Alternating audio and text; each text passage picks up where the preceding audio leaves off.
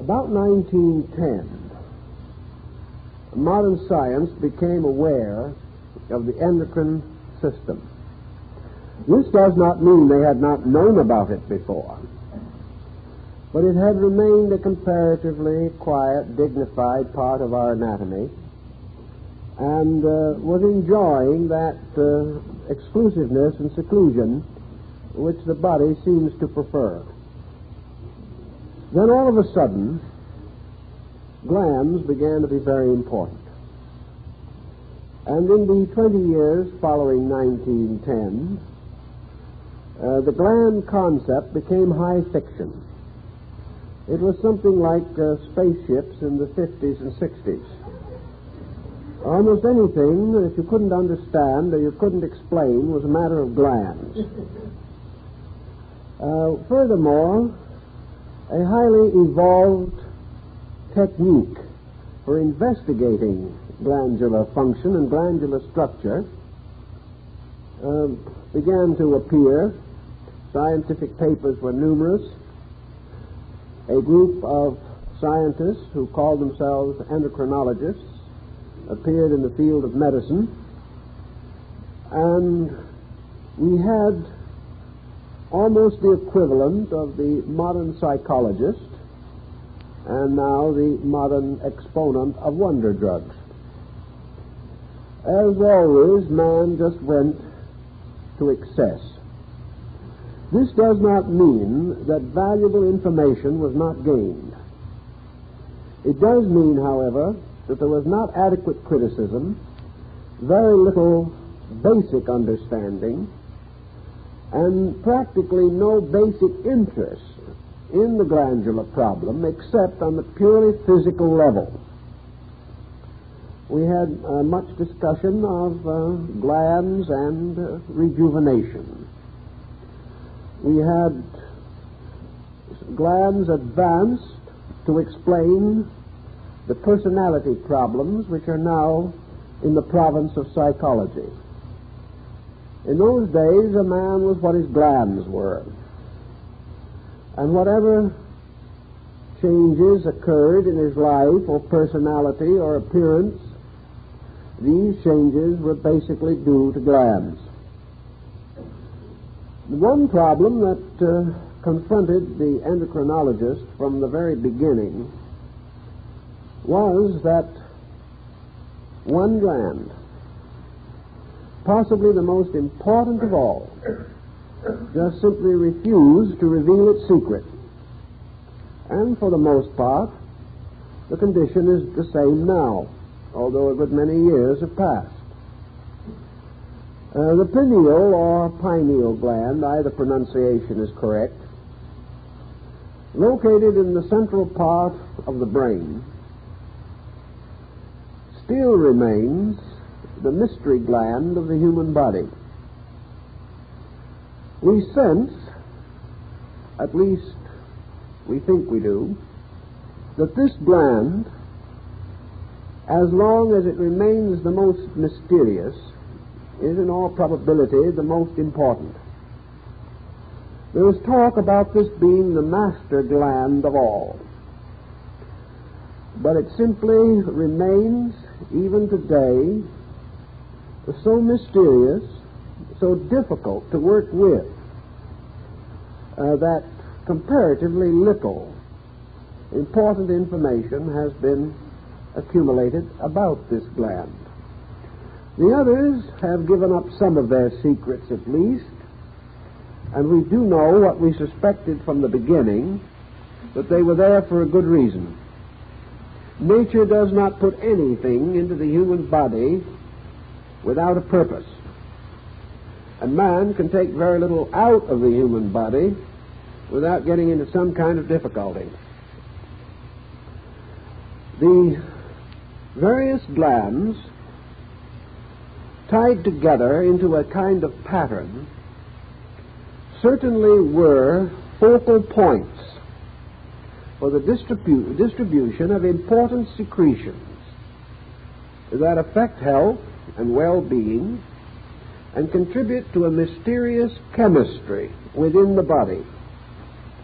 a chemistry which has as its essential purpose the maintenance of the equilibrium of function.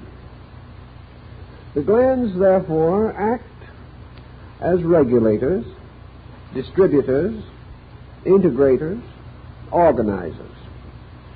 And in their natural and proper functions, they are certainly of the utmost value.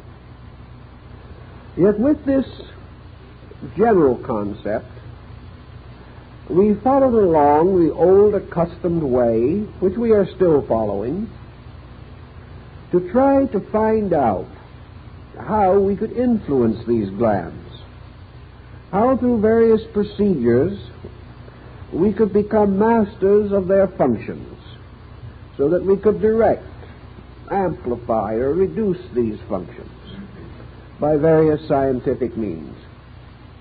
Here again, some definite good was achieved. And there are persons alive today in relatively good health who would not be here if it had not been for the endocrinologists. Sometimes we suspect, however, that there are some absences from among us that might be attributed to the same cause.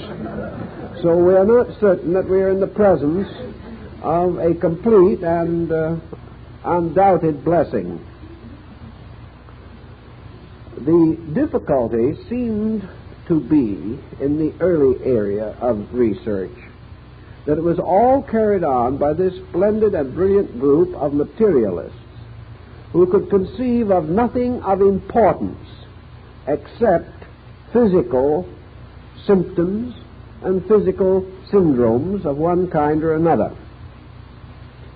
To these people, the glands were a new way of trying to bring health to man by merely perpetuating the functions of his body. It was assumed that if you can save the body, you can save all. That if you can keep the body alive, the individual is alive. Here again, there is a broad point of doubt, because there are many people whose bodies are undoubtedly functioning, and that is about all we can say for the individual. We were not at that time very much interested in something that has later gained in fascination, namely the problem of the extrasensory gamut in human consciousness. If we had been interested at that time and a little more sympathetic, endocrine research might have had a far happier, more brilliant existence. This does not mean that the subject is dead. It is far from dead. Work is continually going on, but it does not have the hypnotic fascination that it had in the 30s and 40s. It is now moderating into a general program in which the glands are included with other subjects as well worthy of further thought. We do not have the mania on glands that we suffered from at that time. If this mania had become more aware of the large picture or total subject, a very great deal of progress might have been accomplished, and it is even possible that at least one world war could have been prevented if we had really understood the glands of the human body. But we did not, and we were contented merely to search for means of treating immediate problems. Among the valuable byproducts of this research, undoubtedly, was research into the problem of diabetes and the development of insulin therapy. This is the type of thing which may be pointed out as the best that was achieved.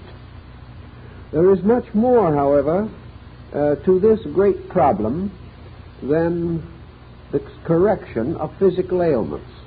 Unfortunately, however, the public mind follows the scientific bent, and most people are far more interested in obscuring symptoms of existing troubles or of hopefully looking toward the remedying of some physical situation than they are in the search of the larger verities of human existence.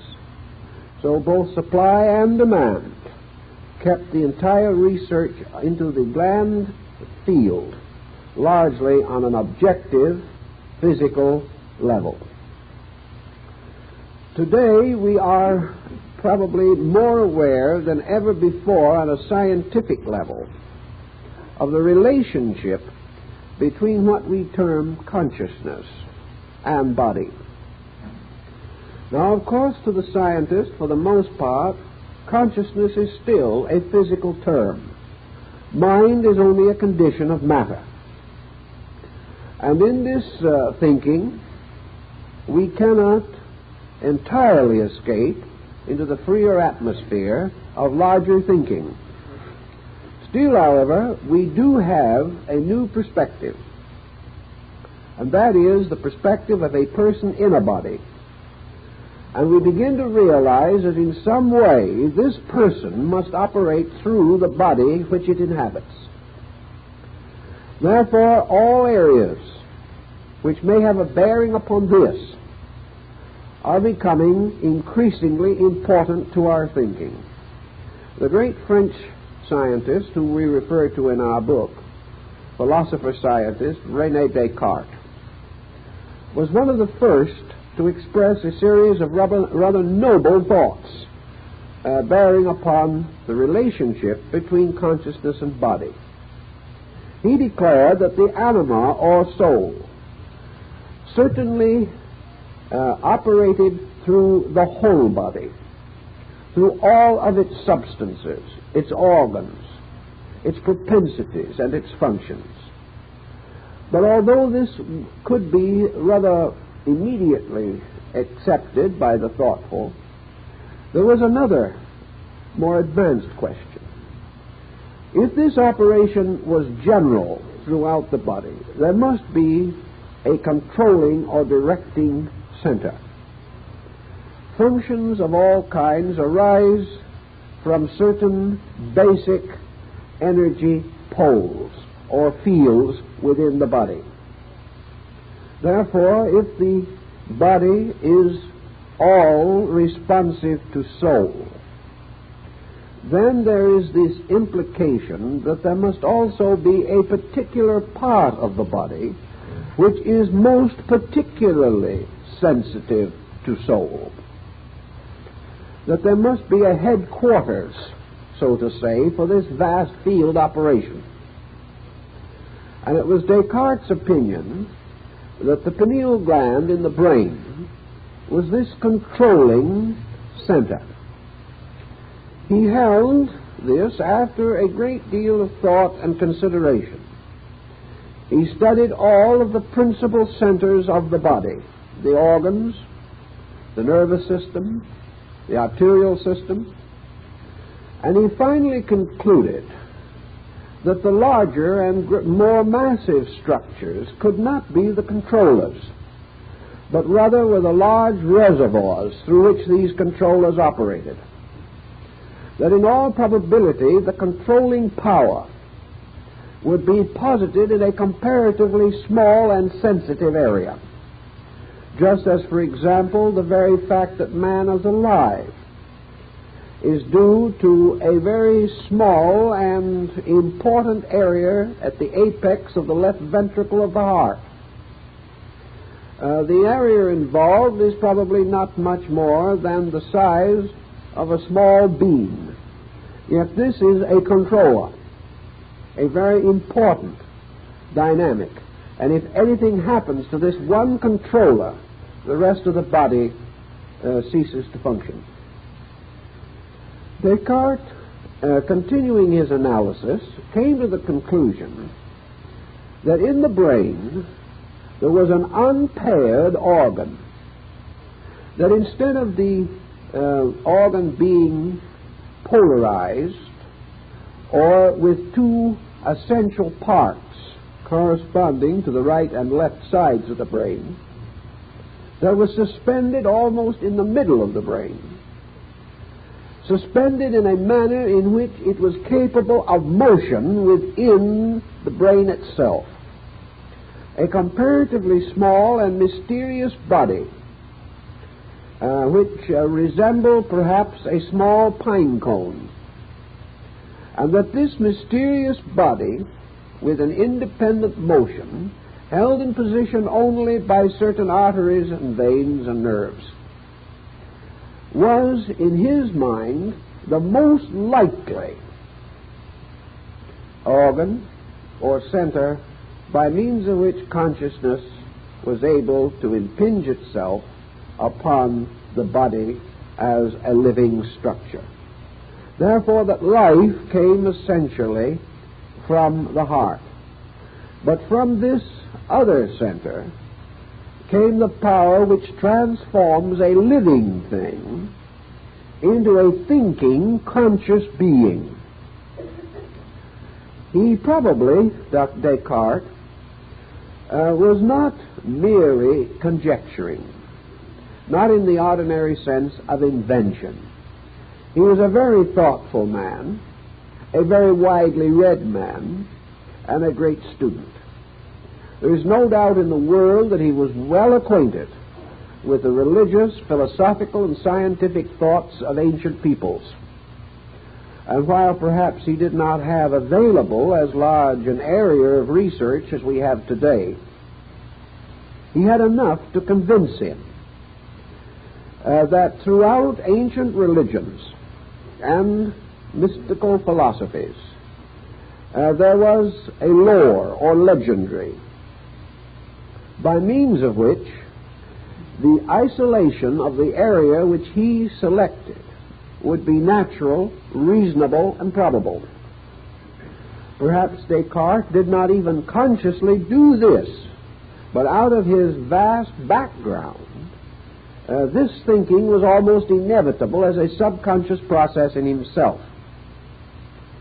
From the very earliest time, men have used the concept of the I, in this case EYE, as a symbol of consciousness, of internal awareness. In India, an extra eye, a third eye, is placed on the forehead or higher upon the head of a deity to indicate, one would say, a power of superior sight, knowing, or insight. In the religious mysticism of Christianity, the head itself is surrounded by the nimbus of sanctity. Now, Descartes was a Roman Catholic, and therefore it is quite reasonable and probable that he was aware of the ancient symbolism associated with the canonization of a saint. Now, all through art, not only Christian art, but also Buddhist art and the arts of other Oriental peoples, sanctification is artistically presented or represented by adding around the head of the person a halo.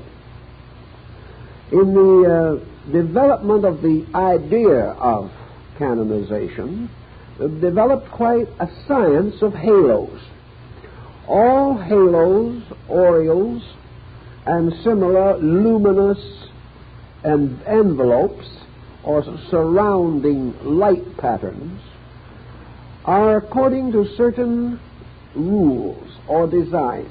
If you study ancient art, you will see, for example, that the persons of the Trinity, representing the Godhead, if personified, are usually given a certain kind of halo.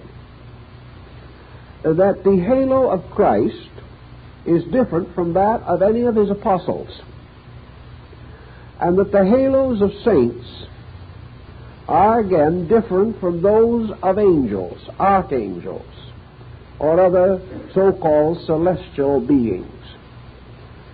Descartes was undoubtedly aware that if he took the halo around the head and regarded it as an area or a circumference, and he placed a compass so that he could draw this halo, which the artist placed around the head, that the central point of his compass, upon which he was to base the circumference, would lie in the head or approximate the position in the skull of the pineal gland.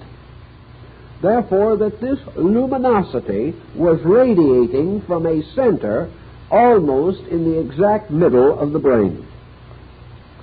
Now, this luminosity we conceive of, probably, as being simply an art symbolism.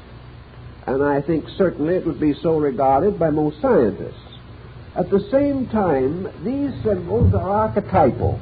They go back to a very ancient pattern in human thinking. Therefore, I don't believe that we can simply assume that these symbols are arbitrary. Rather, the ancient attempted to indicate by the halo or aura around the head a state of sanctity. He did not put this aura somewhere else. Strangely enough, he did not put it around the heart. Sometimes, of course, he will make a larger halo. And in Eastern, particularly Buddhist symbolism, it is quite common to find a double halo. One obviously from the heart, the other from the brain. These two halos form a very pleasant artistic design and are noted in the shrines and images of many of the Buddhistic divinities. However, the halo around the head is derived from rather ancient thinking and from a still older patterns of belief or attitude. In the Egyptian religion, for example, we find a definite use of a peculiar kind of ornament that is placed on the exact crown of the head, a tiny little mound-like structure resembling a tiny beehive. And on the top of this is placed usually a conventionalized lotus blossom or lotus branch. Now, we say branch, fully realizing that that is not the way we generally recognize a lotus. But in Oriental art, it is usually a peculiar type of hybrid in which the lotus symbol is combined with a type of stem and leaf that suggests the acanthus rather than the lotus itself. Now, in this particular case, the deceased person passing into the underworld has this peculiar device fastened to the top of the head. The deities involved are frequently ornamented with crowns or symbols, and these symbols include a mysterious something resembling a kind of antenna placed in the top of the crown of the deity, approximately in the same relationship as the feather in the hair dress of the Indian medicine priest. Now, in American Indian lore, the war chieftains always wore the bonnet. This was a circle, usually, of eagle feathers, forming a very elaborate headdress. This bonnet often also included an appendage of more feathers down the back until perhaps almost reaching the ground. But a mystic, a medicine priest, or a holy man could not wear this bonnet. That was the bonnet of the war chief. The symbol of the holy man was a single feather rising directly from the top back of the head, exactly where, if the stem of the feather continued into the head, we would assume the pineal gland to be. This was a sign of divine protection. It was a sign of dedication to God.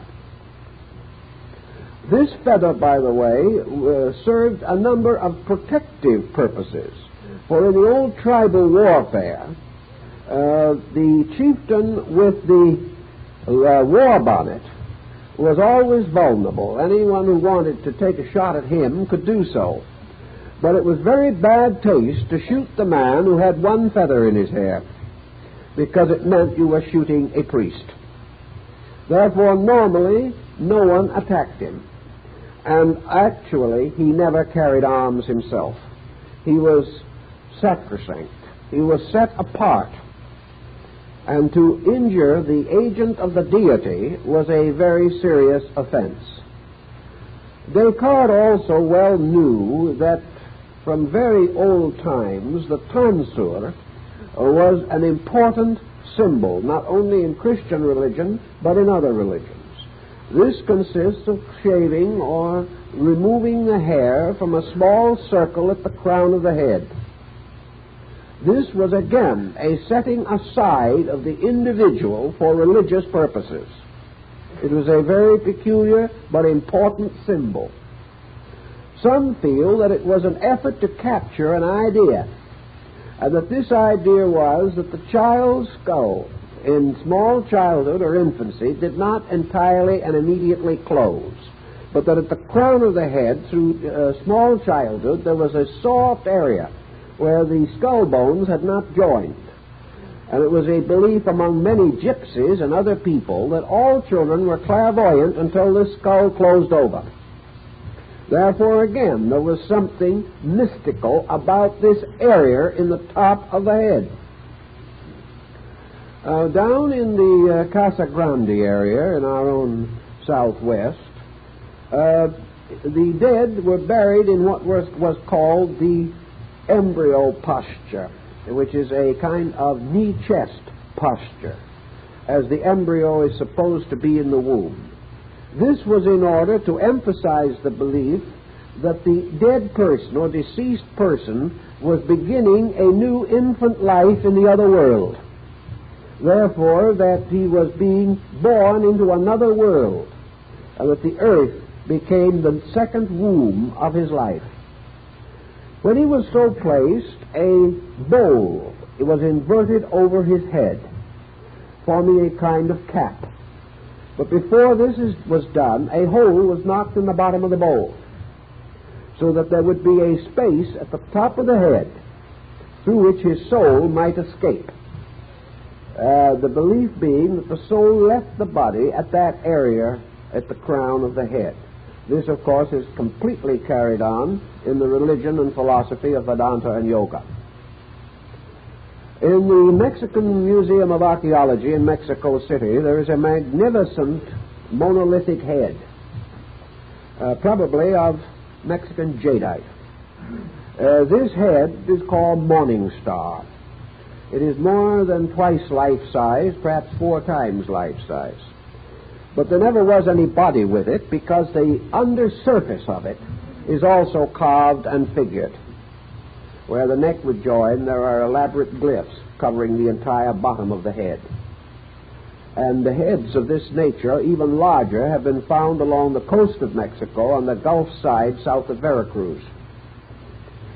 The top or headdress of this figure, Morning Star, is a magnificent sunburst resembling a many-petaled lotus, almost identical in design to that frequently found on the cases of Egyptian mummies. It is as though an inverted lotus bowl had been placed over the head. In the center of the area where the petals came together was an open circle, the Chinese symbol of life, the vacant center in the mysterious Chinese plaque, which was used to represent deity.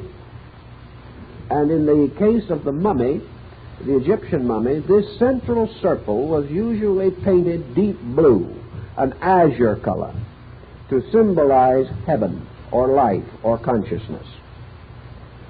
We can go through 50 such parallels, all of which, to a degree at least, were available to Descartes. Also, we have another entire group of symbols, referred to, of course, originally in the Bible. The mystery of the eye single, the mystery of the all-seeing eye of the Masonic lodges, the mystery of the same all-seeing eye that is found frequently in the artistry of cathedrals and other religious edifices, sometimes placed within a triangle, a triangle being basically, for one reason or another, used frequently to describe the shape of the third ventricle in the brain. This eye single is a mysterious kind of eye. We do not know just exactly what the Bible meant when it said, "If thine eye be single, thy body shall be filled with light." But it doesn't apparently mean that we should close one eye and expect illumination through the other one. Nor does it seem to imply that there is any ordinary organ of sight that is single. The only eye single we can conceive of is the one that Descartes found, because it is the only unpaired organ in the brain. It is single. It also is composed of exactly, or very nearly exactly, the same materials as the optic nerve. Therefore, that it is a potential eye. And in a few small forms of life, I could suggest perhaps that the gasteropodia is one of them, if that will help anyone, that in this particular, in these very primitive forms of life, there are still cyclops. There are still forms of life today that have one eye. And where they have that one eye, it is certainly and undeniably the eye which is now represented to us by the pineal gland. It is not the type of eye that we otherwise have. It is also present under a thin veil in certain forms of horned toads, and it is present in the central upper part of the skull, not where the ordinary eyes of the creature would be. That all such facts are available, and many others, might well cause us to pause and inquire concerning this eye single. We find it occurring again in the Scandinavian sacred writings, the story of Odin and his single eye, how in searching for truth he went to Mirma's pool at the bottom of the tree of life, and there the god of all memories of things told Odin that he would give him the gift of insight if he would pluck out one of his eyes and cast it into the pool of memory. And when Odin had only one eye, he was enlightened. And from that time on, when Allfather wandered the earth, concealed as a man, he always allowed a heavy lock of his hair to fall over one side of his face to cover the fact that he had only a single eye. This one-eyed god has been called the sun god, and many ancient people insist that the sun deity is always properly represented with one eye. In the Kabbalah of the Hebrews, the God of Israel, which neither slumbers nor sleeps, is always presented symbolically in profile, so that only one eye is visible. The same situation also falls into the deck of cards, which was an ancient symbol. And you will note that in the court cards, some are in profile and some in full face. This is by meaning or purpose, and not by accident. Thus we have enough lore and legendary to support Descartes' thinking, and to suggest that in his time, lore and legendary were probably the most common sources of information available to him, that he would naturally derive from the backgrounds of things known that which he desired to know. The pineal gland, then, does still carry to us, and even to scientific men, the simple possibility that it could be an eye. There is nothing to deny this possibility, that it is an eye which has retired into the brain, and the brain has closed around it, and the skull has closed over it, and its sight power has ceased. We might also come to the rather simple supposition that if this was a prehistoric or a primogenital eye, belonging to some actually ancient and remote period, and having no further use for man because his other eyes are so excellent and efficient, that this gland would atrophy. That which is no longer needed or useful to man seldom remains. But this gland does not do this. This gland remains in some way perfectly healthy down through time, although we don't use it. Its other services to mankind are sketchy, still the cause of continuous controversy. But that it is possible that this gland is an eye, that it does have enough structure to cause even a scientist to admit that it could possibly have visual power, but that this power is no longer active, but rudimentary traces of it can still be seen in reptilia even to the present time. All this adds up to one question. If this gland is an eye, is it likely, possible, or reasonable that nature preserves through the ages an eye that sees nothing? If a fish is left for a while in the cave of Kentucky, or breeds there, after a few generations, these fish are all blind because there is no light. And this type of thing has been observed everywhere. But this eye in the brain does not seem to thus deteriorate. It leaves us with a very interesting speculation. Obviously, this eye is not particularly useful in adding up grocery bills or other, what we might term, highly practical pursuits. But we do have a term which comes from somewhere, and we're not even too sure where it comes from, but it has gained popular acceptance through time, and that term is insight. Now, if we have any part of man's optical equipment that could possibly have a different function or a different purpose, to see something not otherwise visible, to see inward rather than outward things, to see qualitative rather than quantitative forms, to become aware, because our word see no longer simply means visual acceptance or visual reaction. When a man listens to what you say and he says, "I see what you mean," he is not looking at anything. It is insight that he is trying to tell you, that he has become aware. Descartes was convinced that this gland was a field of awareness, and that by its own proper nature it was aware of those things of which man is not normally aware,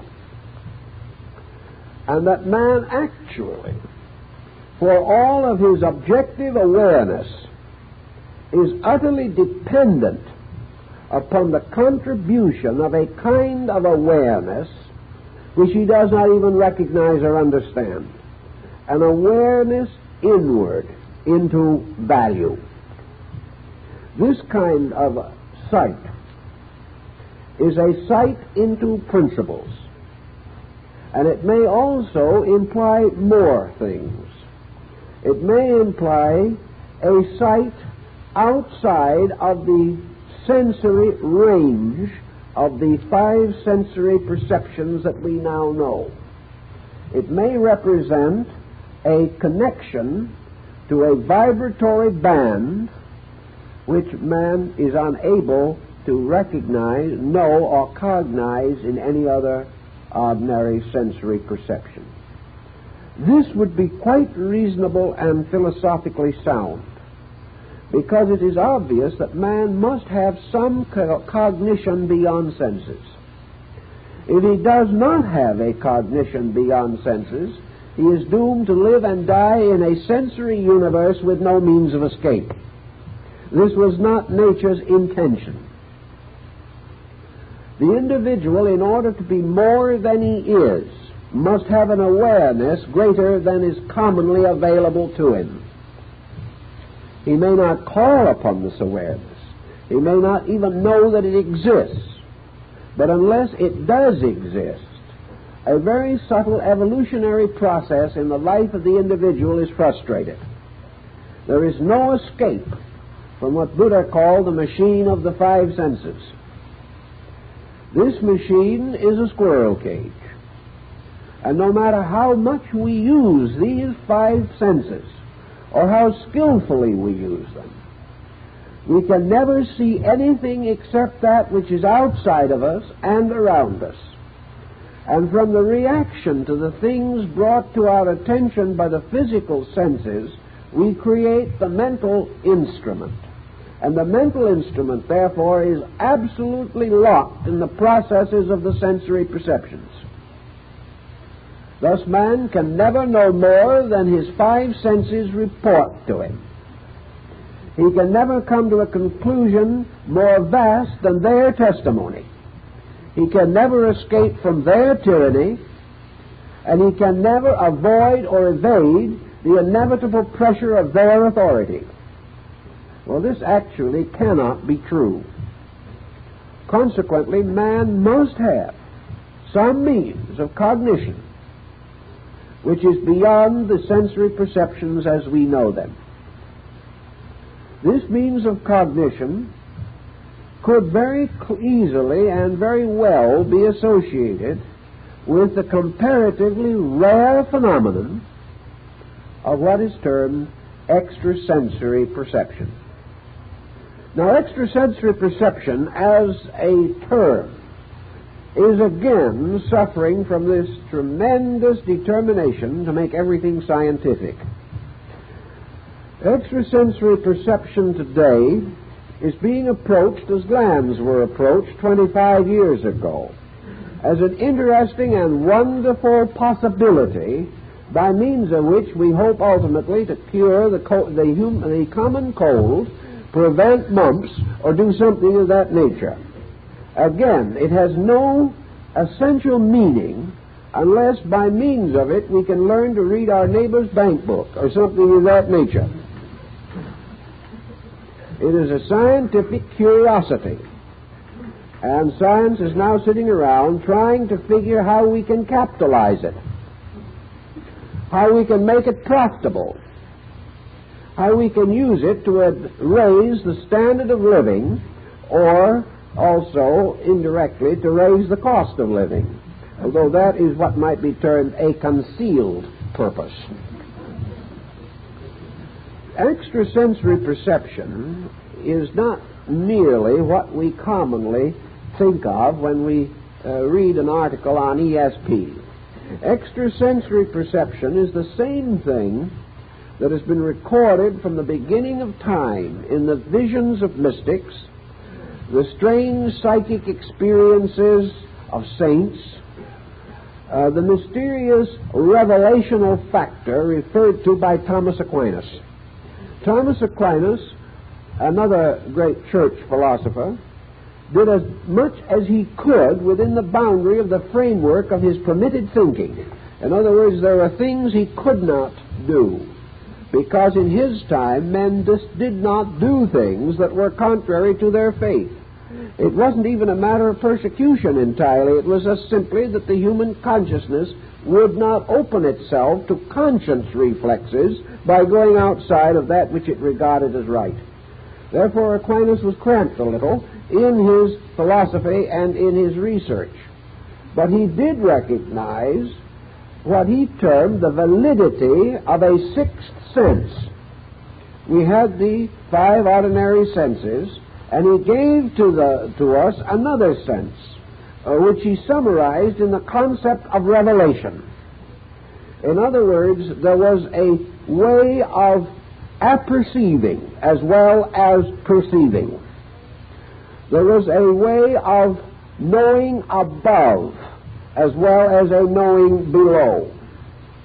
There was a knowledge to which man ascended, carrying with it a mysterious power or capacity within himself to receive from what perhaps Aquinas would term deity, a kind of instruction which he could receive entirely apart from the physical senses, which might allow him to read a book or listen to a professor give a learned address.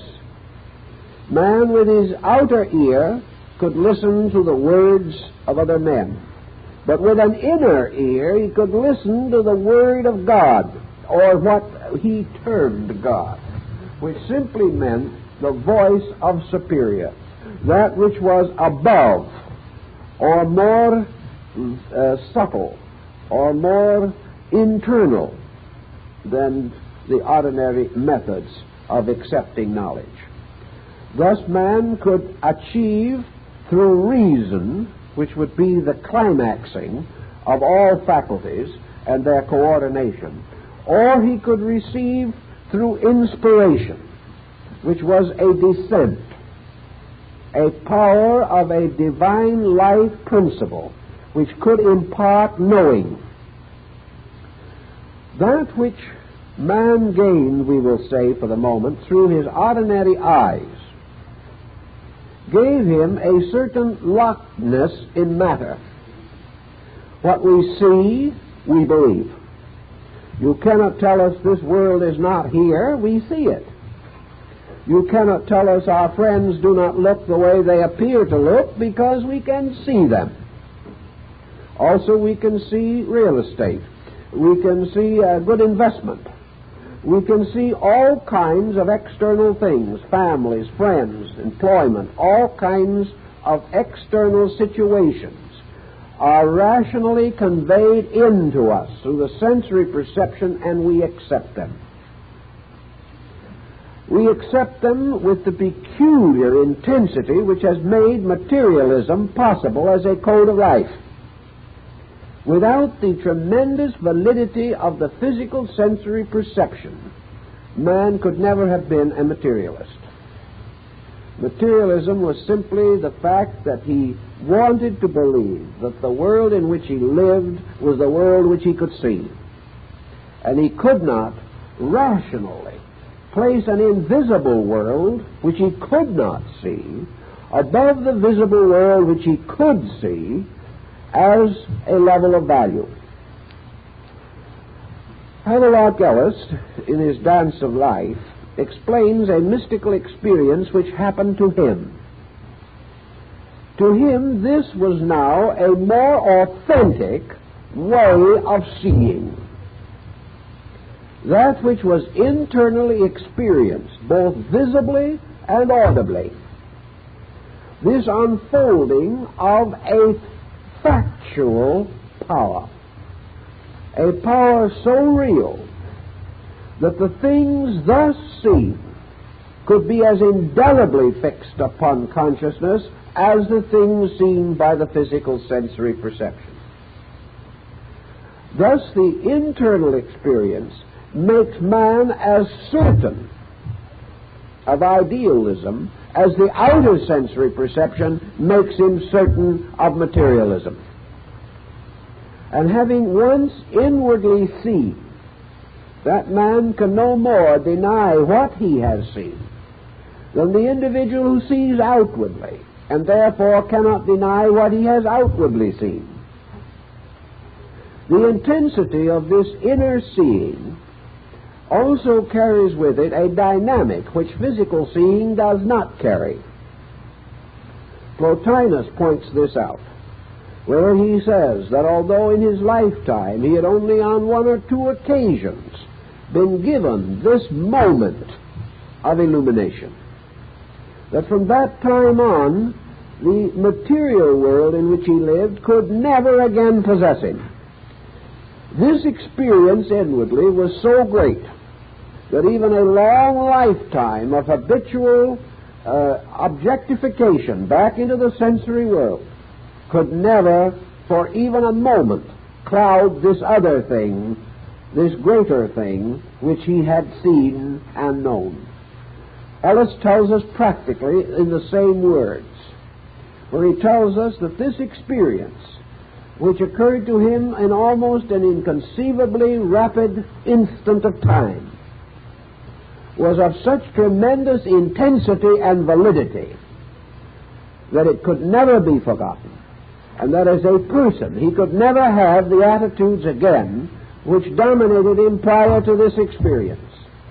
And it would not be necessary for the experience to be repeated. It was indelibly set upon consciousness. Now, such an experience as this must be regarded as either metaphysical or simply superphysical. If we wish to assume that without any peculiar or convenient machinery, by a grace of deity, by the intercession of some spiritual power, the perceptions of man can be miraculously quickened, so that to a person, for no reason perhaps that he can understand, or for no rational purpose that he can define, a mystical experience can happen to him, perhaps cannot happen to another person, so that by some miraculous intercessional power, 10 people, 100 people in 1,000 years can have this valid experience. This is one view on the matter. The other view, which probably has a little better philosophic content, is that these experiences so described are possible to all human beings, just as certain attainments in this world are possible to all human beings, but that only to certain persons, under certain conditions, do the experiences actually occur. Also, we know that within a body of society, we have one group which we may call normal. We have another group which lies below normal, which is a kind of subnormal pattern, representing psychological infancy or immaturity. That we then also, above normal, have an ascending order of superior types.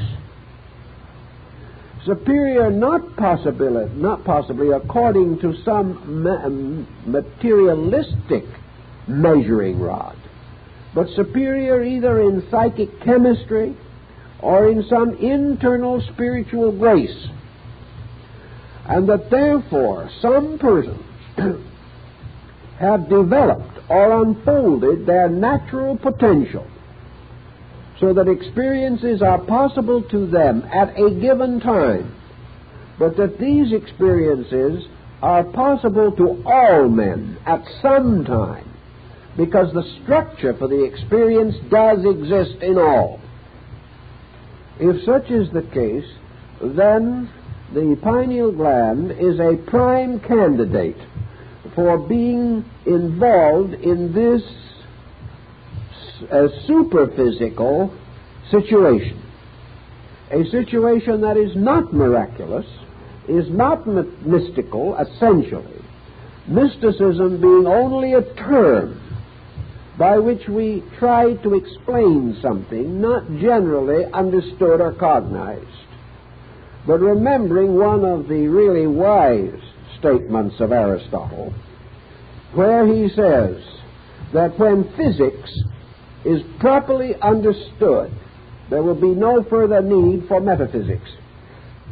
In other words, metaphysics is merely a term to cover the undiscovered facts of physics, and that the entire procedure is a perfectly orderly one, and that this orderliness seems to suggest that the pineal gland is in some way a controller, that it is in some way a door, by means of which certain experiences of inward consciousness may be transferred downward into objective existence. It is possible also that this gland is the secret of your sleep-dream phenomena. and that it is this gland which makes the dream remembered or forgotten when we awaken. It is this mysterious gland by means of which that which is not normally available to the sensory perceptions may be impressed upon them from within, particularly in the form of a visual or auditory experience. Thus, that certain things are seen inside, other things are seen on the outside, and the inner sight may likewise be involved in your psychological processes. And it is very possible that your so-called hypnotic drugs and certain researches that are now being carried on in drugs dealing with psychic stimulus, that these operate because in one way or another they affect the rhythm of the pineal body. The problem of anesthesia and many others, even hypnosis, may lurk in this area, where a tremendous amount of research must still be done. Now, we don't want to entirely devote ourselves to this one structure, but the reason why it seems most valuable to us is because it is still the one around which mystery lingers, which has not been as yet explained, and for which perhaps no adequate explanation can be discovered without the aid of mysticism or philosophy as we know these terms today. That they do represent, therefore, our present approach to this situation.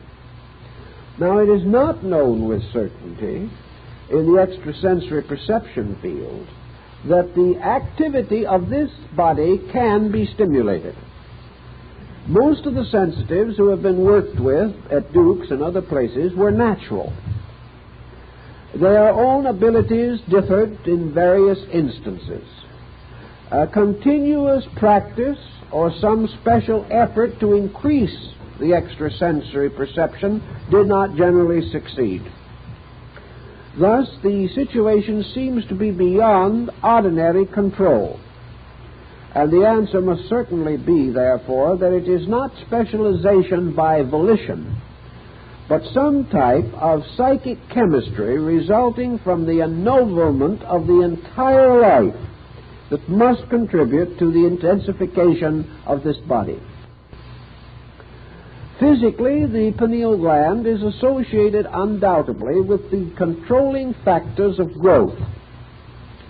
Therefore, this growth process, in the terms of the pineal, is not merely the distribution of certain secretions to cause the rapid development of body structure.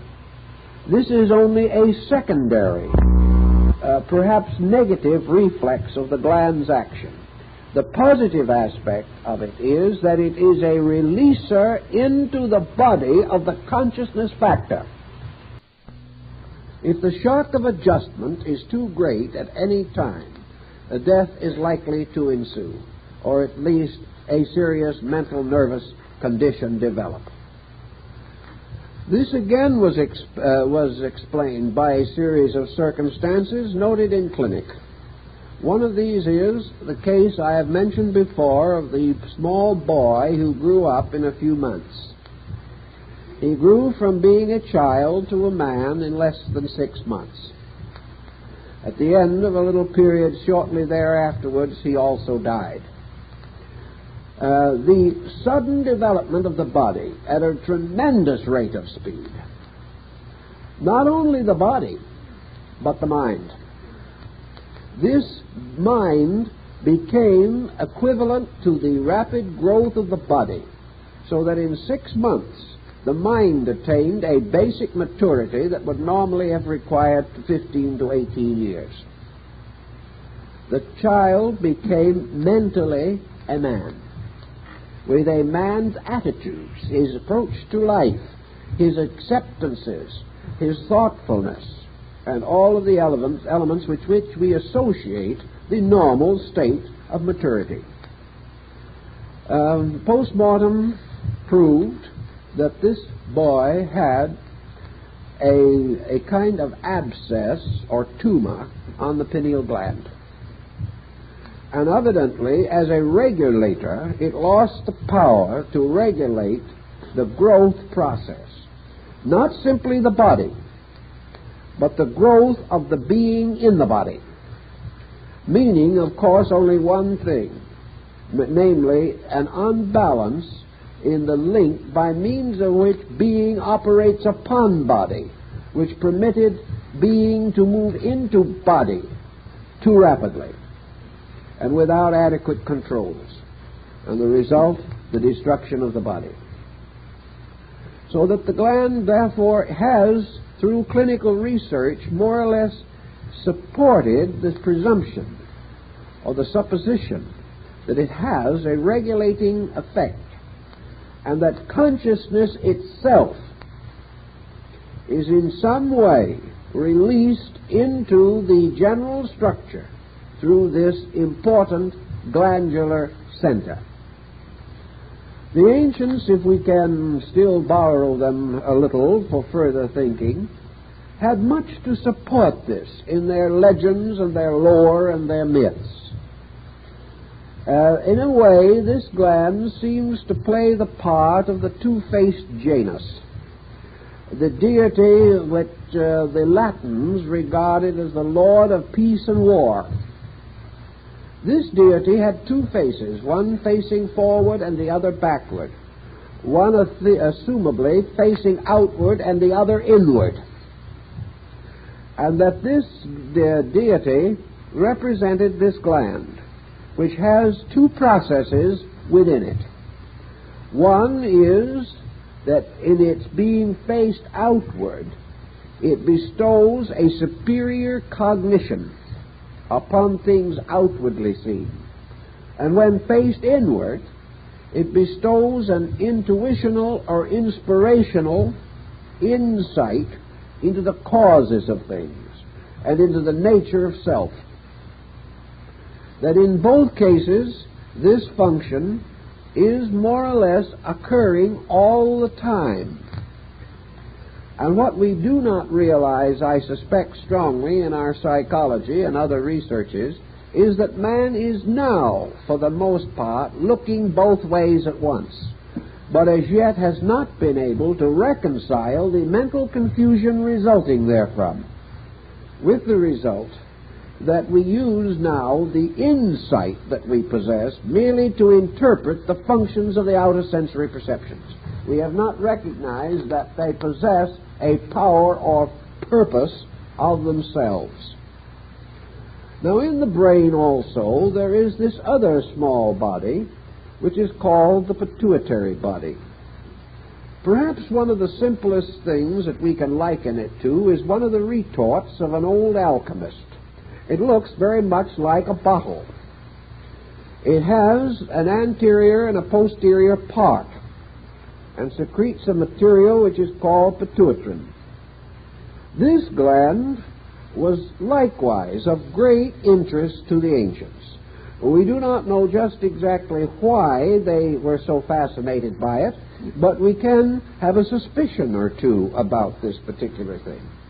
In the first place, the pineal gland is in its shape very definitely a masculine symbol. The pituitary body is a feminine symbol. It is a receptive symbol. And long ago it was assumed that in the human brain there were two mysterious bodies resembling embryos, and that one of these was male and the other female, and that all mental or conscious process of the human being was the result of a generation taking place, a process taking place between the male and female polarities in the brain, and that these polarities were represented by these two glands. Thus, in the Parzival story, the pineal gland plays the part of the sacred spear of Longinus, the centurion, and the pituitary body takes the part of the sangreal, or the holy cup, these two being the wonderful relics of the ancient faith that were preserved in the castle on the top of Mount Salvat in Moorish Spain. Always this castle is on the top of the mountain, and in most of the representations of it, it is a domed building, perhaps slightly resembling our grand old planetarium out here in Griffith Park. But it was always a domed building, and this domed building was the brain. And it was here that the knights of the mysterious service of the Grail gathered for the celebration of the Eucharist, seated around this great table, much as in the table of Arthur, King of Britain, the table of Camelot. And here also we have the same mystery as the 12 paladins of Charlemagne, the 12 knights who represented the servants of the sangreal mystery. And we have, of course, the orders of the quest. We have man searching for the mystery of the Holy Grail and the spear of Longinus. It is also noted that in the case of Parzival, when Amfortas, the second king of the Grail, took the holy spear down into the valley to use it against the evil magician Klingsor, he threw the spear at the magician, who, however, caught it and threw it back, wounding the Grail king with his own spear. This was much made of in the mystical legends, for it represented the danger of using this power for a destructive purpose, even though that destructive purpose seemed to be justified.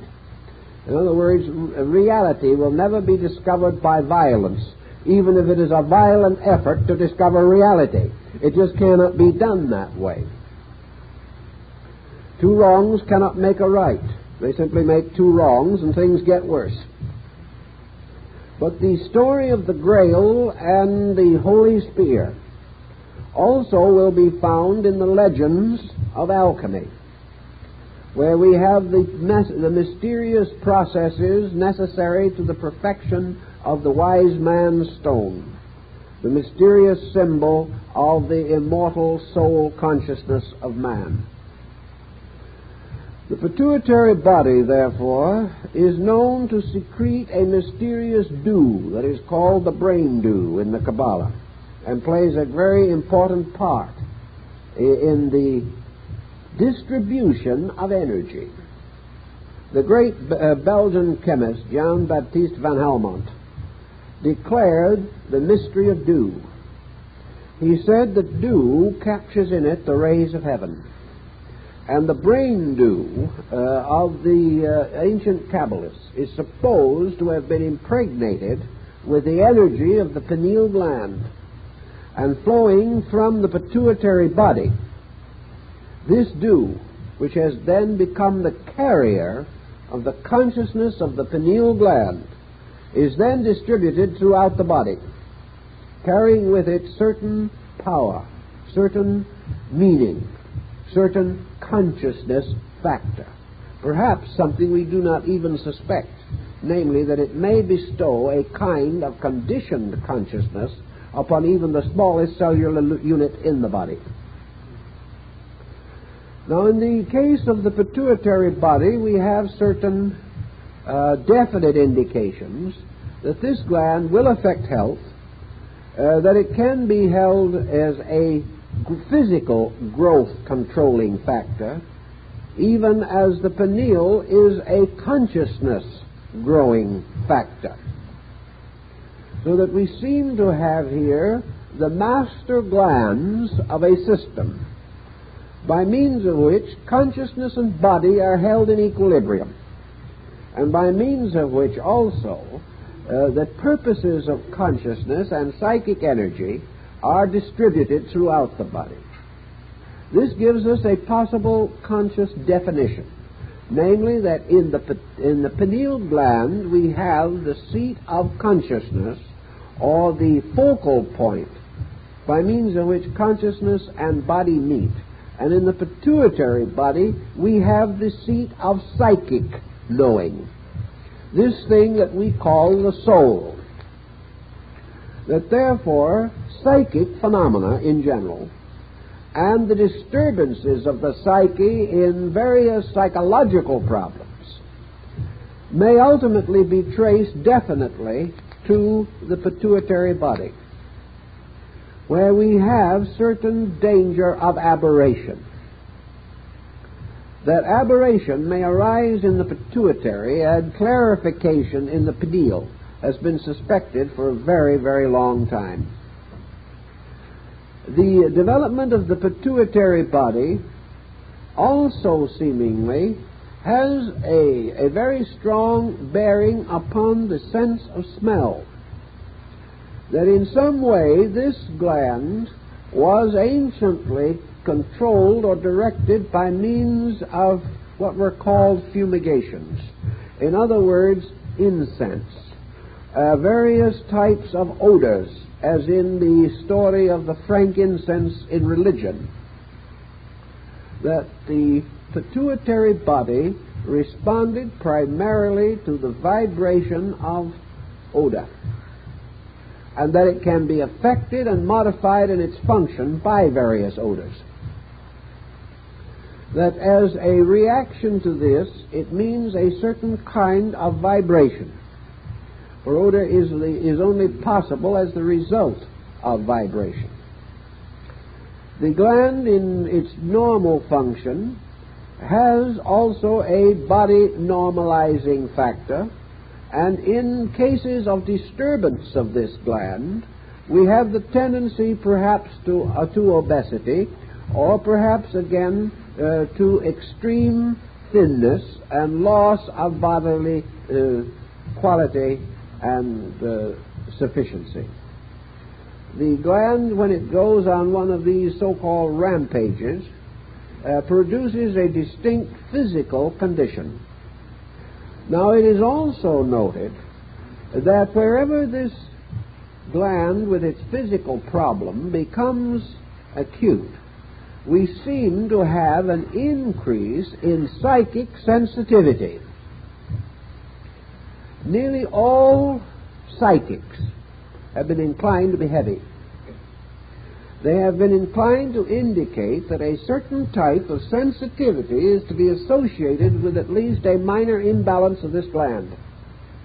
And that where the individual is hale and hearty and the gland is working perfectly, he does not seem to be as much subject to imagination, to violent internal experiences, to a kind of unworldliness of attitude, as we find in a great many persons who have a heavier physical structure indicating a different pattern of gland function.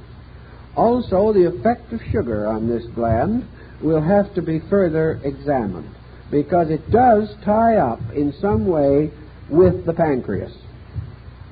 And it's quite possible that the pancreas represents the lower pole of this gland. The function of the various glands through the body are not too difficult. Most persons have had some fair knowledge of them.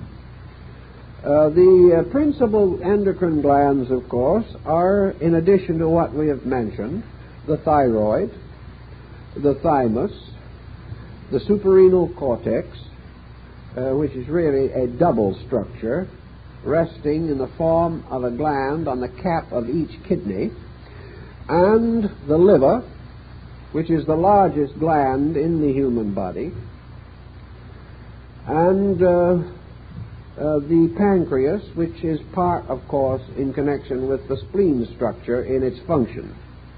These various glands have a controlling or regulating action of one kind or another. Let's try and see if we can investigate them just a little more specially. Suppose for a moment we attempt to study the spleen, which is a very interesting gland. And in order to study the spleen, we make a very simple experiment. Let us take a small sheet of very thin rubber, say the size of a sheet of typing paper. And with adhesive tape, we bind this over the area of the spleen, covering the skin over the area of the spleen. If we do this, it will not be very long before we will notice some results. The reason we notice the result is that this rubber protective, which we have placed here, is cutting off certain energy rays. The spleen is like a kind of umbrella. It is almost like one of these radar devices by means of which we can pick up planes at a distance. The main difference being, of course, that the spleen is primarily concerned with picking up energy, not picking up planes. It is a receiving area into which energy flows. And this energy, reaching the spleen, begins to nourish or support the etheric magnetic field of the physical body. Thus, the spleen is associated with the energy by means of which the vital health of structure is maintained. Wherever there is debility of vital energy, something is wrong in connection with the function of the spleen. But there's no use going and trying to have this diagnosed. Almost anything else will be substituted in the diagnosis.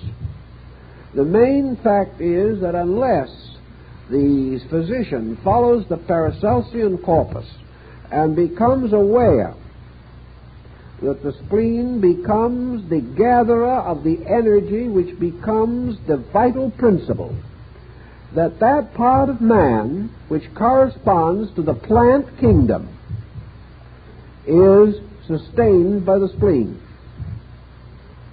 Now, the plant kingdom has the power of growth, but not the power of motion. It has the power of color, but it does not possess certain other faculties and powers, and the structure of it is quite different from that of the animal, for example. It represents a less complicated organism with less available function, but it does possess the two basic functions, namely growth and reproduction. Therefore, we must express through the spleen the basic energies necessary for growth and reproduction, and also for color distribution, which the plant has likewise achieved. If then we want to know how man as a healthy plant is proceeding, we have to realize that the growth, energization, representing the plant system comes in this area. I also very strongly suspect that this is the tie between man and what we call cycles of climate, weather, and temperature. That in this we have perhaps the field in which the actual relationship between sidereal bodies and man is set up. For here it is that the energies and the energy field of the earth continuously being modified by the positions of sidereal bodies, that this energy field enters man.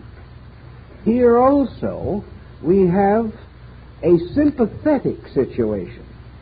For here we have what I believe it was our old friend Sir Kemlin Digby back in the good old days who said that sympathy belonged to this area, that the sympathies between things are carried in energy. Therefore, that compatible energies create vital sympathies. And by vital sympathies, we mean the affinities of things for each other, or the power by means of which like and like mingle. Perhaps under the heading, therefore, of sympathy, if we wanted a good example of it, we might point out the problem of blood transfusion or infusion. Slightly different in process, but not entirely different in meaning. The infusion would be closer, however, to the splenic factor. But here we have a strange blood introduced into a system. This blood must be overcome by the blood of the person, and its own vital field must be permeated by the vital field of the person receiving the blood. There must be an electric, vital, magnetic victory of the person over the strange blood which he has received. To a smaller degree, there must be also this victory of the individual over every element of food that he takes in, because he is taking in a dissimilar, which he must make similar, or he can do nothing with it. This similarity factor, this sympathy, appears to be largely under the control of the spleen. If, therefore, this becomes damaged beyond a certain degree, the individual cannot live. This is one of the indispensable parts of man. It cannot be sacrificed. In fact, for the most part, the glands cannot be totally sacrificed. There are one or two that can be, because when that occurs, if it is necessary to remove them, their burden is carried to another gland of somewhat compatible purpose, as, for example, the transference of the responsibility, mutual transference between thyroid and parathyroid. Each one can take something that is necessary if needed, and the glandular system, if deprived of a function, redistributes that function over the surviving glands, if it is possible to do so. Some, however, this cannot be done with, and anything happens to these glands, there is no answer.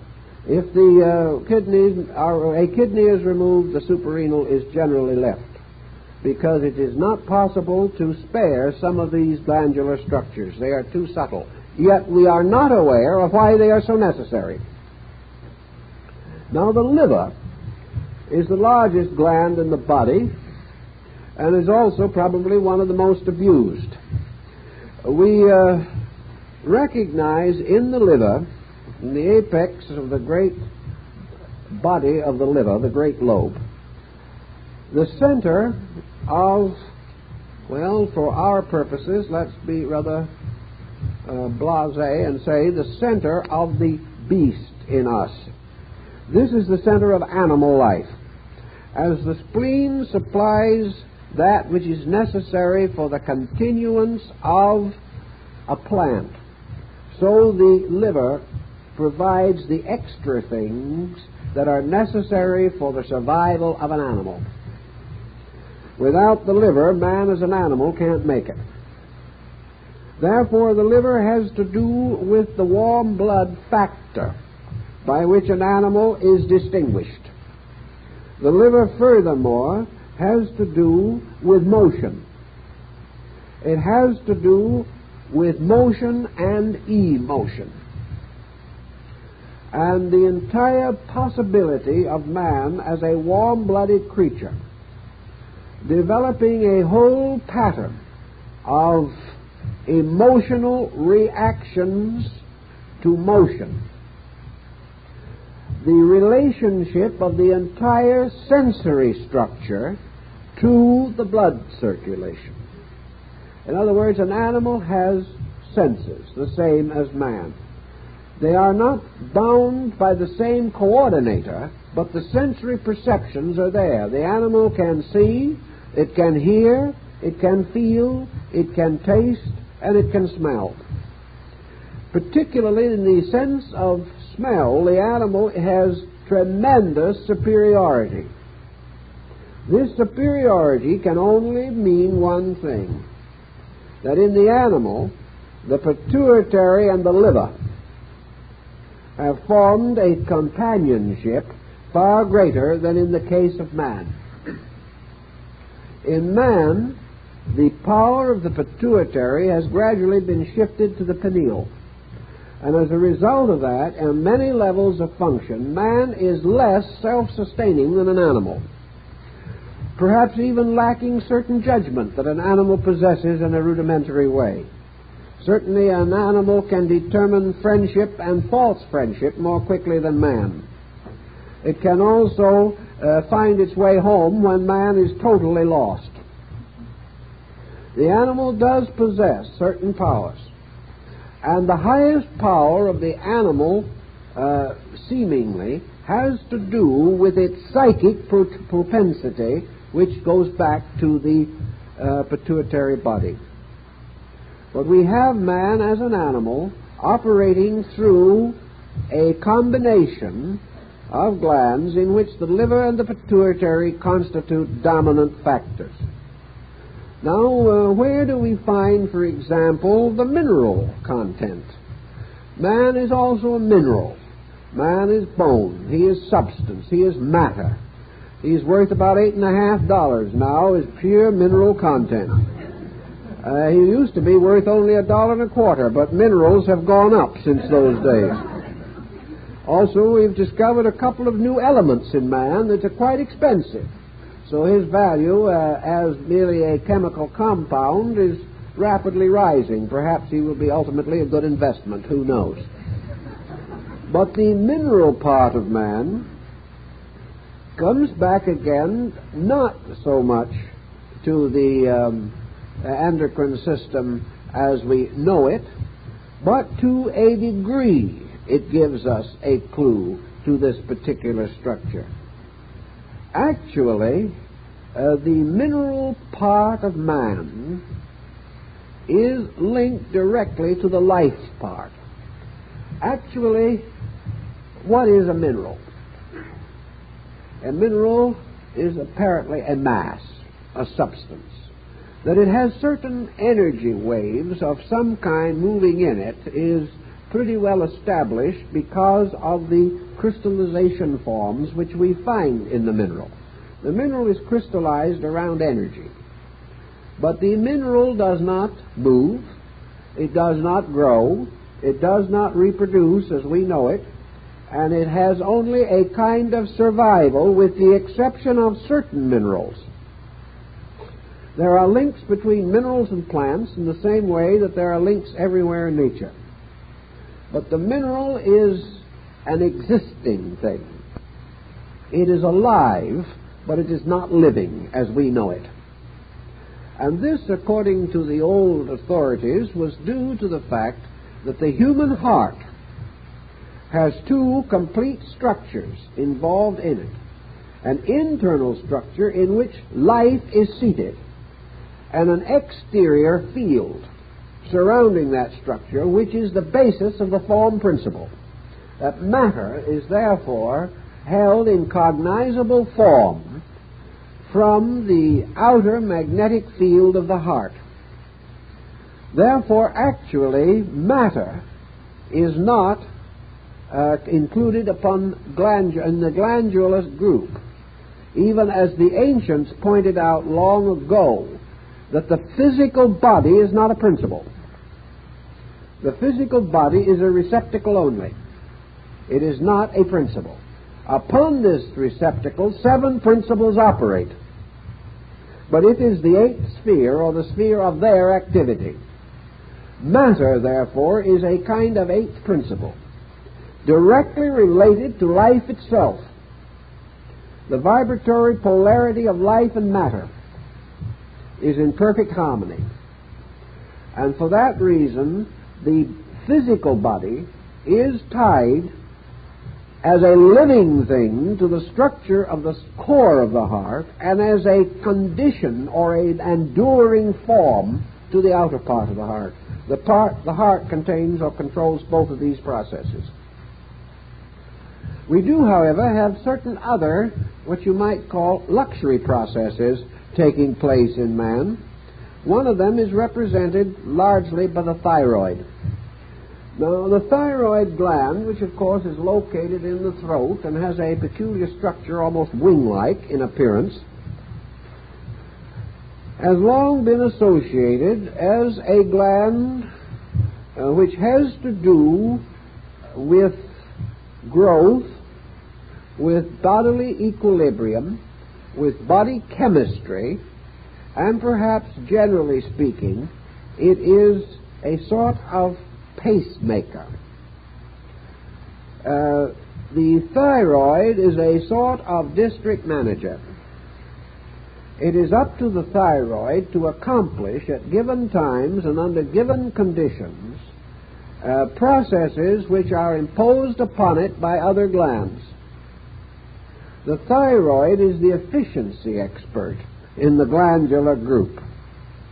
It is the power which takes upon itself many different elements and works them into a proper pattern.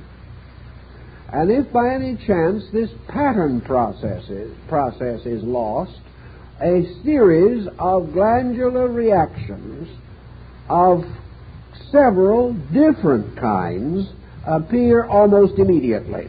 In other words, if this gland gets out of equilibrium, the body, so to say, gets completely out of focus with the patterns of its purpose. Therefore, if there be an archetypal pattern of body function, this pattern is enforced by the thyroid. Now, we might say, is the loss of the thyroid, or part of it through surgery, therefore a terrible spiritual disaster? No. If man's spirit could have been destroyed by science or surgery, it would have been gone so long ago we wouldn't any of us have any. These are not disasters, they are inconveniences. And it is undoubtedly true that there are occasions when various parts of man must be sacrificed to preserve the rest. This can happen. And as the purpose of man is to experience the growth and development of this world, it is better that he be here to experience than he sacrifice the total experience to preserve some theory about a single part. This would not be considered good, reasonable procedure. Therefore, the thyroid or part of it may be sacrificed. If so, other glands immediately take over to carry this load. And, of course, the load is sometimes partly carried by the liver, partly carried by the parathyroids, which under normal conditions should not have to operate, and partly again by the pituitary. What part of it is taken over by the pineal we do not know, but there is much to suspect that something could be, for the reason that an archetype or a pattern or a coordinator is the primary function of the pineal. Therefore, this may be a relay station in the pineal chain. In fact, in a funny way, all the glands are relay stations of one gland, the pineal. It is the master of them all. The parathyroids are not supposed to have too much activity under normal conditions as the child develops. But we do have now some problem which involves the element of heredity.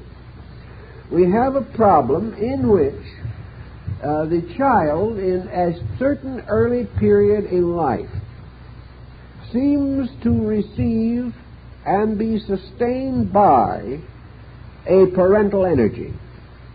Up to a certain time, the child is unable to carry its own energy requirement. And this energy requirement is reservoired in the parathyroids and in the thymus. These glands operate, therefore, under certain stress patterns, and especially the thymus. It is assumed that as the child grows older, that this gland will gradually cease to function. And where it does not cease to function at the time when it should, there seems to be a retarding of the development of the person. Now, this retarding by a hyperthymus condition has been a subject of a great deal of thought and discussion. But again, we have not arrived at any too positive conclusions. The general tendency seems to be to feel that the continuation of this glandular process beyond its time may result in a lingering psychic relationship with parent.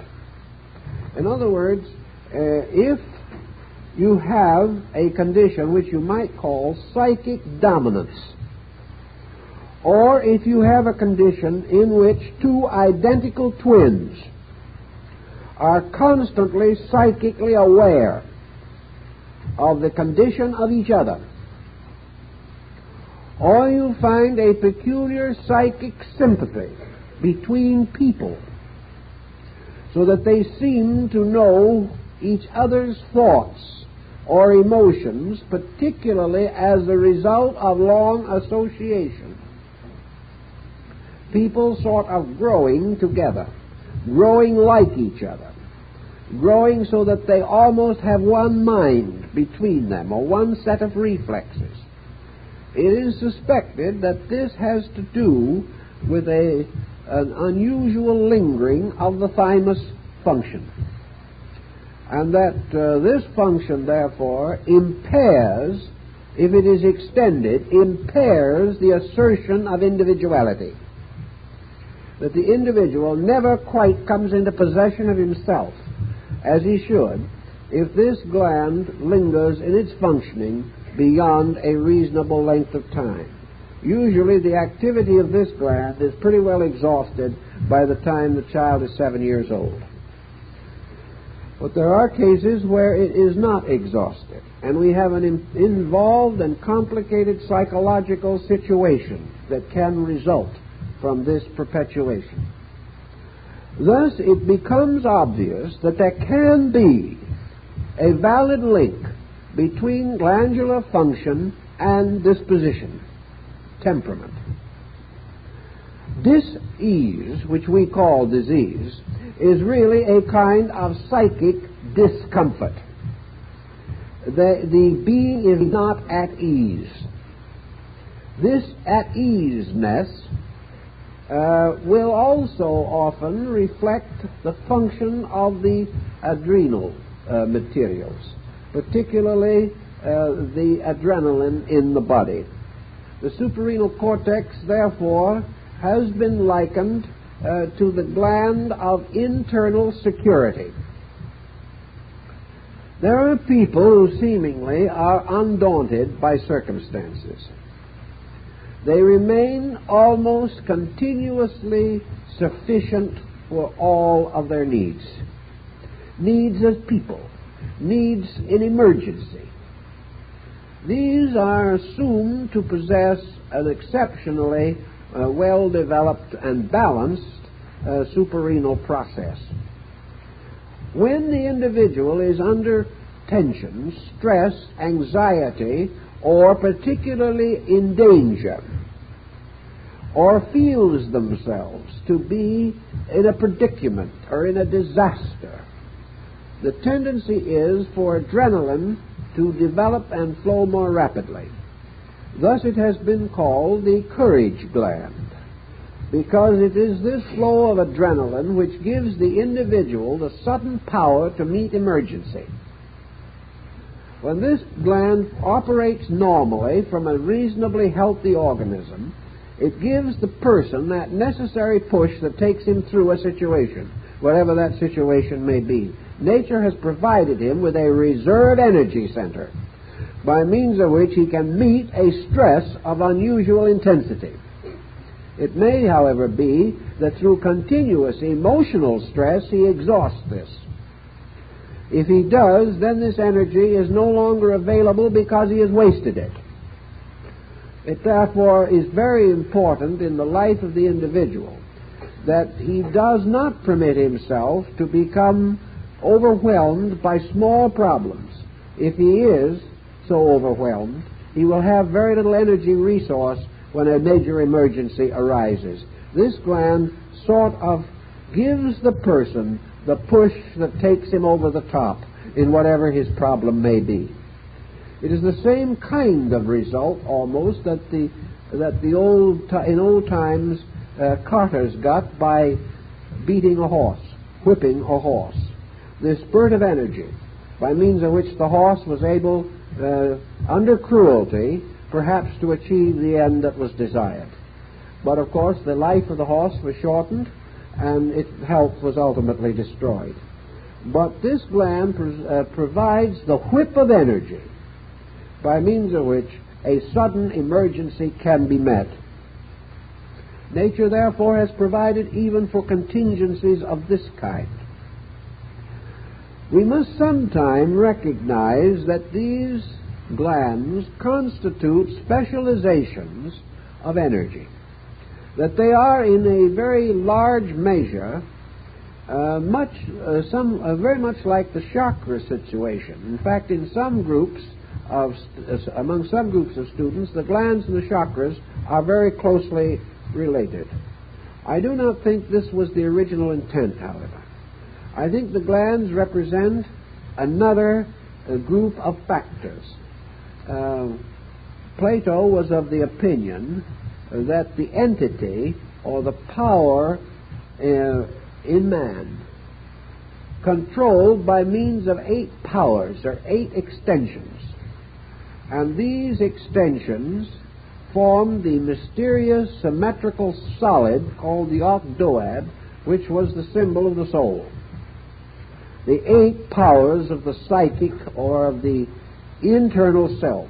Now we have to be a little careful because the word soul does not mean quite the same in Plato as it does in Christianity, for example.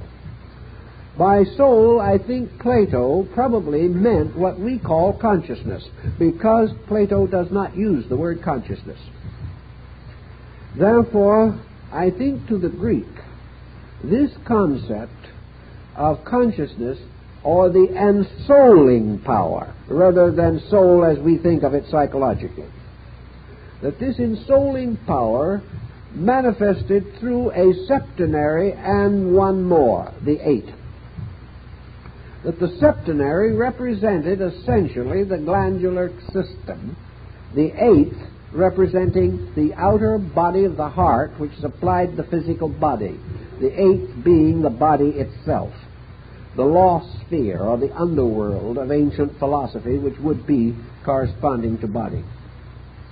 So that the septenary of the glands represent a kind of chord, a musical scale, a group of vibratory rates, which the old Egyptians and Chaldeans tied immediately to the planets, which they regarded as in turn the 7 spirits before the throne of consciousness. Thus the glands represent the elaborate chain work by means of which consciousness plays upon the body as upon a musical instrument, causing all of the most subtle variations of its own purposes to be available in body process.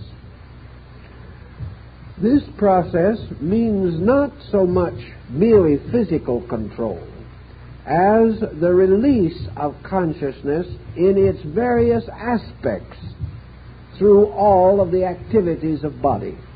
We think of consciousness largely as merely supplying us with certain spiritual volitions, supplying us with certain intellectual intensities by means of which we are inspired to do this or that or something else. But that is only consciousness on one level of expression. Consciousness must be present in the cell. Consciousness must be ever present. Consciousness must be present in process. And by means of this group of glandular structures, the possibility of this direct involvement of consciousness in every aspect of the body appears to be sustained. Now, it was anciently noted also that actually the glands in the body are reflexes of polarities set up in the pineal gland itself. That the gland itself is a 7-fold structure. that the light or magnetic energy which emanates from it is in the form of a spectrum, and that in this spectrum there are the planet-like cores by means of which the gland is tied to each one of the body glands below it. Thus the actual contact is, of course, vibrational. It has to be. But there has to be the vibratory power in that gland in order to create the reflex, as in the tuning harp or tuning fork, in each of the other glands, which is vitalized by reflex. Thus the energy moving through these glands really represents the motion of consciousness on all of its various levels in the body of man. When you get this entire pattern more or less organized in thinking, we therefore see this consciousness flowing downward through vibratory waves and touching like the rising sun striking the peaks of mountains, first the high points, and these high points in man's function are the glands, later lighting the whole body. Now man's mental nature, or the mind-brain pattern, forms again a kind of circumference around this, so that we have in the heart the core, which is life, and the circumference, which is body. We have in the brain the core, which is consciousness, and the circumference, which is intellect. Now, intellect is to consciousness the same principle as body is to life. Because here we have body becoming the instrument of life, mind becoming the instrument of consciousness. Life flows into body, consciousness flows into mind. Mind, in turn, by virtue of these relationships, is also capable of a reactional process, by means of which thought or sensory perception or experience or attitude goes back or flows back into the consciousness core. By that I mean only one simple situation, namely that the bridge of the pineal carries traffic in two directions. From the plus direction, consciousness moves across the pineal to take its mental polarity in the mind and its physical polarity in the glandular system. At the same time, the body reflexes and the mental reflexes are carried back into consciousness. And at the dissolution of the body at death, all of these polarities are restored. The pineal gland is the last area of activity to remain alive, and through this vortex all of the testimonies of the lower centers are carried back into consciousness again. So that it is a two-way road. But behind the glandular system is the real being in the body, operating upon the body, moving through the body by means of these highly vibratorially poised centers, each of which has an energy rate. These are all this machinery is kept in motion by the vibration of the pineal gland. The moment that ceases, they all stop. But each one has a specialized function to perform, and the coordinated testimony of that function is again returned into the pineal center. Thus, for man, birth or growth, the processes of development, our consciousness moving into body through the glandular system. The process of the severance of man's body at death from consciousness is that the consciousness in every atom and cell gradually unites and flows back again as a consciousness experience into the pineal center, from which it is transferred to consciousness per se, and then the gland has fulfilled its purpose. But man's being a conscious person in this world is largely a matter of the essential functions of these glands. Not the superficial function, but the essential function, about which, unfortunately, too little is known, but about which some very valuable thinking can be done on the basis of analogy. And we have enough to support the general picture, even on a scientific level, but we do not yet have all the information necessary to fill in the details. These must come in time, but they're going to be too late for tonight, so we can't do anything more with it at this time. So I think we'll call this the class, and we'll reach you again with another class a little later, but I have an announcement I would like to make, and that is that on March 29th at 8 p.m., our friend Dr. Bode is going to give a talk here, 8 p.m., March 29th, on Indian culture through the ages, and the lecture will be illustrated with films prepared by the government of India, which are on loan to Dr. Bode for this occasion.